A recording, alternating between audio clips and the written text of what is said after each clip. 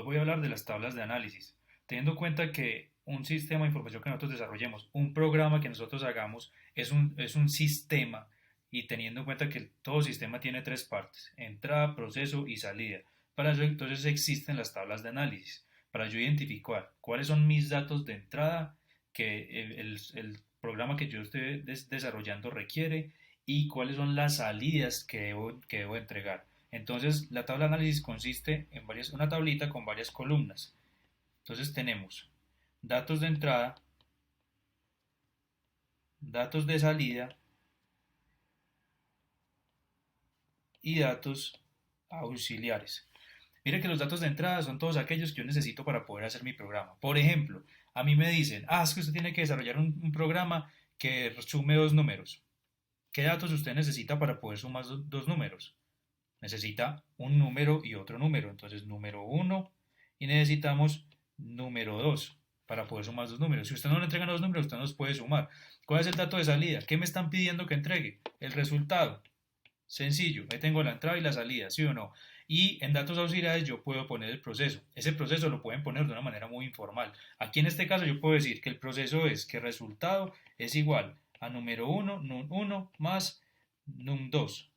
Puedo decir que ese es el proceso mío, pero yo también lo puedo poner descrito literalmente. Puedo decir, el resultado es igual a la suma de número uno más número 2. Es decir, no tiene que ser un sentido estricto de la fórmula ni nada de eso. Entonces recuerden, los datos de entrada son todos que yo necesito para poder hacer la operación que me están pidiendo. El dato de salida es la operación que me están pidiendo y el dato auxiliar es el proceso. Recuerden que el proceso puede ser no tiene que ser tan literal, puede ser muy narrado. Por ejemplo, me están pidiendo que un programa que imprima los números del 1 al 10 en pantalla, datos de entrada, datos de salida, datos auxiliares. Entonces, me están pidiendo que imprima los números del 1 al 10. ¿Qué datos de entrada necesito yo para poder hacer ese programa? No necesito ninguno, porque me dicen imprima los números del 1 al 10. Yo sé en dónde comienza y en dónde termina, o sea, no necesito ningún dato de entrada. Ya que aparece una información importante. No todos los programas tienen datos de entrada, pero sí tienen datos de salida. ¿Qué me están diciendo que imprima? Los números del 1 al 10. Entonces puedo poner acá números del 1 al 10. Mira que es muy fácil, yo no tengo que ponerle ahí un tipo de dato y un nombre del dato, simplemente qué me están pidiendo para yo saber qué tengo que entregar. Y los datos auxiliares, puedo poner cualquier cosa, repetir la impresión de uno en uno hasta llegar a 10.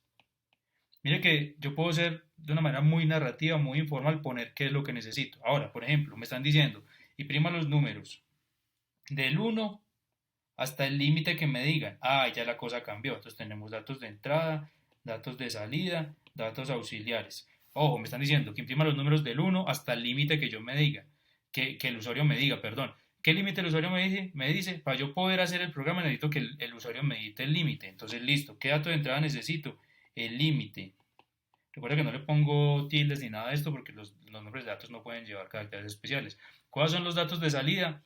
Los números del uno al límite. Esos son los datos de salida.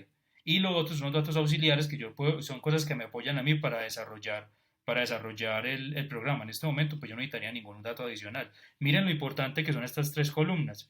También hay programas que no necesitan datos auxiliares porque es muy fácil. El dato auxiliar es aquel que me apoya para poder tener el programa, para poder desarrollarlo. Ahora me están pidiendo, haz que imprima el área de un círculo. El área de un círculo. Dato de entrada. ¿Qué dato de entrada necesito? Necesito, porque es pi radio cuadrado. Dato de entrada necesito radio. Dato de salida es el área del círculo. ¿Cuál es el dato auxiliar? Pi por radio cuadrado. O sea que necesito que me entreguen pi. No porque pi es una constante. Pi siempre vale 3, 14, 16. Entonces ahí tenemos que reconocer muy bien. Los datos de entrada, que es lo que yo necesito para poder hacer el sistema. El dato de salida es qué entrega después de todo el proceso que yo le haga. Es el dato de salida. Y el dato auxiliar son todos los datos que me apoyen a mí para hacerlo. Recuerden que todos los programas tienen que tener datos de salida y no todos tienen datos de entrada.